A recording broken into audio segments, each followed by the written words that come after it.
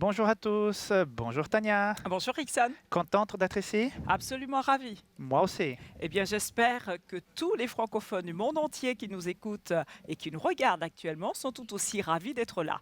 Eh bien, comme chaque jour, voici notre bulletin d'information de la conférence générale 2015. Ici à San Antonio, la journée d'hier a été marquée par le vote concernant la consécration des femmes au ministère pastoral. Un vote finalement négatif. Nous reviendrons dans quelques instants sur ce vote, ce qui l'a précédé et ce qui peut en découler. Mais nous aurons aussi dans ce bulletin deux courtes interviews avec des nouveaux dirigeants appelés à travailler avec la francophonie, Claude Richy et Elie Eik Dido. Toute la journée d'hier a donc été consacrée à la question de la possible consécration de femmes au ministère pastoral sur des territoires qui le jugeraient approprié. Après une longue introduction de Ted Wilson, la question du jour a été rappelée aux délégués par le secrétaire général G.T. Hang. Jugez-vous acceptable que les comités exécutifs des divisions, s'ils estiment appropriés dans leur territoire, puissent prendre des dispositions en vue de la consécration des femmes au ministère pastoral? Oui ou non? La réponse à cette question a été donnée par les délégués lors du vote de la fin de l'après-midi après environ 4 heures d'intervention des uns et des autres. Le résultat de ce vote à bulletin secret est maintenant bien connu. Sur 2363 suffrages exprimés, 977 ont répondu oui, 1381 ont répondu non et 5 sont restés indécis. Un peu plus de 58% de délégués qui se sont exprimés ont donc considéré qu'on ne pouvait pas permettre à une division de consacrer des femmes au ministère pastoral, même si cette division souhaitait le faire. Immédiatement après le vote, le président Ted Wilson a appelé l'Église à rester unie en Jésus-Christ, malgré la divergence des points de vue sur ce sujet. Il a insisté sur la nécessité pour tous de se centrer sur la mission, sur la proclamation du proche retour de Jésus et de garder le calme et la tranquillité nécessaires pour aller de l'avant ensemble. Avant le vote, de dizaines de délégués avaient fait la queue derrière les micros pour exprimer leur opinion, en faveur ou en défaveur de la consécration des femmes. La règle établie était simple. On donnait la parole alternativement à un partisan du oui et puis à un partisan du non, pour une durée maximale de 2 minutes par intervenant, et ce jusqu'à 16h30, heure prévue pour le vote. Évidemment, tous les délégués qui l'auraient souhaité n'ont pas pu s'exprimer, mais beaucoup ont eu l'occasion de le faire, souvent avec une grande force de conviction. À titre d'exemple, voici 2 extraits d'intervention. D'abord, Jan Paulsen, ancien président de la conférence générale et partisan du oui, puis Jay Gallimore, président de la Fédération du Michigan, en faveur du non. Nous perdons tellement de nos jeunes, souvent des professionnels. Ils ont un problème par rapport à l'intégrité morale de l'Église et disent « Pourquoi est-ce que l'Église a un problème à ce sujet? La société n'en a pas. Si ce n'est pas un problème pour la société, pourquoi donc pour l'Église ?» Et comme on le dit, il n'y a aucune injonction qui nous arrête. Il faut qu'on règle cela, je vous en prie. Frères et sœurs, je crois que c'est la volonté de Dieu que nous permettions à l'Église, dans chaque région du monde, de prendre les décisions qui sont les meilleures là où elles se trouvent, sans jamais violer la volonté de Dieu. En tant qu'Église, ce qui nous tient ensemble, ce n'est pas la diversité, même si nous en sommes heureux, ni la culture, même si nous l'apprécions. Ce qui nous tient ensemble, c'est la Bible. Permettre à chacun de faire ses propres affaires sur un sujet aussi crucial que la consécration de nos pasteurs, c'est aller au-devant de la division et du pluralisme. Avant le vote, Ted Wilson avait lui-même pris la parole. Sans exprimer clairement sa position, que la plupart savaient néanmoins proche du non, il a exhorté à l'esprit d'unité et de respect, quel que soit le résultat. J'ai entendu l'angoisse et les émotions profondes de beaucoup d'entre nous. Je pense que nous avons tous un point de vue assez marqué. Mais permettez-moi de vous lancer un appel pastoral très fort. Je crois qu'il nous faut demeurer ensemble en prenant une décision en tant qu'Église unie et non pas de manière séparée. Nous avons suivi une démarche équitable et ouverte. Notre défi pour l'avenir, Monsieur le Président, est de maintenir un esprit fraternel après le vote. Ce sera le véritable test pour nous. Ce vote aura-t-il pour effet de garder l'Église dans l'unité, comme les partisans du non l'ont martelé et comme l'a souhaité Ted Wilson? L'avenir le dira.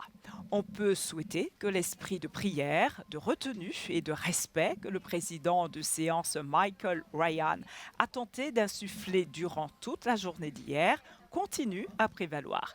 Mais sur le fond, la question demeure. Dès hier soir, la division nord-américaine a émis un communiqué dans lequel elle disait prendre acte du vote pris par les délégués. Tout en déplorant, la NAD explique aussi qu'il ne lui sera pas possible de consacrer des femmes au ministère pastoral, mais qu'elle continuera à confier à des femmes un mandat pastoral, ainsi qu'à consacrer des femmes à l'anciennat et au diaconat, conformément aux règles en vigueur. Dan Jackson, le président de la division nord-américaine, a par ailleurs déclaré: nous demandons à nos membres de concentrer leur énergie sur le point sur lequel nous pouvons être d'accord, la mission de l'Église. Dieu nous a tous appelés à le servir et à exercer un ministère, que nous soyons reconnus par l'Église ou non. Nous continuerons à placer le plus de femmes possible en position de service pastoral. Les responsables de l'Église mondiale avaient promis, plus tôt cette semaine, que le vote serait pris à bulletin secret. Tout devait être fait pour que le scrutin soit transparent et respectueux des délégués, pour qu'ils puissent voter librement et que le résultat soit digne de confiance. Debra Anderson nous explique comment le vote s'est déroulé. Derrière moi, vous voyez les délégués qui viennent pour faire scanner leur badge. Une fois que c'est fait, on leur remet un bulletin de vote. Les bulletins sont rédigés en 5 langues: anglais, espagnol, portugais, allemand et français. Ce bulletin est ensuite déposé dans une urne située sur le devant de l'estrade. Quand tous les bulletins auront été déposés, les vérificateurs de la conférence générale les ouvriront en présence de l'Assemblée et sous l'œil des caméras, de sorte que tous pourront voir le dépouillement et le comptage des votes. Et derrière moi, vous voyez aussi le flot des délégués qui continuent à se diriger vers les 5 urnes afin de déposer leurs bulletins pour ce qui est peut-être la plus importante question jamais posée à l'Église adventiste du 7e jour.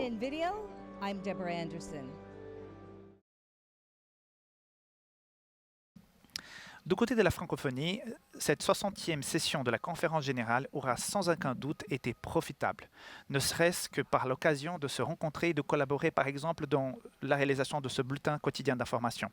Mais il reste beaucoup à faire pour coordonner les efforts et partager du matériel afin de mieux partager l'Évangile avec toutes les francophones de ce monde. 2 des nouveaux secrétaires associés de la conférence générale sont francophones et pourraient être amenés à jouer un rôle clé dans ce domaine. L'un est originaire de l'île Maurice, Ensley Moroven, et l'autre est suisse, Claude Richley. Philippe Rose a posé quelques questions à ce dernier. Voici ses réponses. C'est un privilège énorme qui m'est confié, celui de pouvoir représenter l'Église mondiale et à travers la francophonie en particulier, mais aussi la francophonie auprès de l'Église mondiale à Washington. Donc je me considère un peu comme un pont qui ira dans les deux sens pour représenter les particularités, les caractéristiques de la francophonie, aussi bien que être un pont vers l'Europe en particulier, puisque, comme vous l'avez mentionné, je suis d'origine suisse. Et le défi n'est pas tellement culturel, il est plutôt géographique, parce que la francophonie est vraiment atomisée. Vous avez un groupe important en Afrique. En fait, au sein de la division où j'étais, on comptait environ 1 million et plus de membres francophones. Ensuite, vous avez un très grand groupe dans les Caraïbes qui compte probablement entre 4 et 500 000 membres. Vous avez un groupe dans l'océan Pacifique et puis vous avez évidemment la métropole et de pouvoir les unifier à travers en fait le monde entier, ça n'a pas été facile. Mais je pense qu'on est un petit peu à un tournant en ce moment. Grâce à la technologie, on est plus facilement réseauté. on est plus facilement capable de travailler ensemble, d'établir des programmes qui fassent le pont entre les uns et les autres. Et je vois ça vraiment se concrétiser en fait par le fait même que je sois ici avec vous pour parler sur un journal francophone qui sera diffusé à travers le monde entier. Il y a eu par le passé une ambition d'avoir un comité coordonnateur pour l'œuvre francophone. Et ce comité, malheureusement, n'a pas fonctionné pendant les 5 dernières années, principalement justement parce qu'il n'y avait pas un coordonnateur, un représentant de la francophonie au sein du secrétariat. Et j'espère donc pouvoir remettre ce comité sur pied pour prendre des initiatives qui soient de niveau à l'envergure mondiale et qui permettent de faire en sorte que nous travaillons plus étroitement ensemble. Sur le territoire africain, un autre relais de la francophonie a été nommé cette semaine. Il s'agit du pasteur Eli Eik Dido, qui est le nouveau président de la division de l'Ouest et du Centre de l'Afrique. Au micro de Selon Sessou, il partage sa réaction après son élection et son appel à la francophonie. Je me rends compte que Dieu est mystérieux et je tremble devant sa décision de choisir quelqu'un comme moi pour que je dirige son Église dans cette partie du monde. Et donc, je suis très reconnaissant, mais en même temps, je trouve que c'est un grand privilège. Et comme je ne suis qu'un serviteur, j'accepte son appel. Alors, vous avez un message à adresser à la francophonie qui suit cette session de Par le Monde? J'en appelle à la francophonie pour leur dire que c'est l'heure de retourner à Dieu.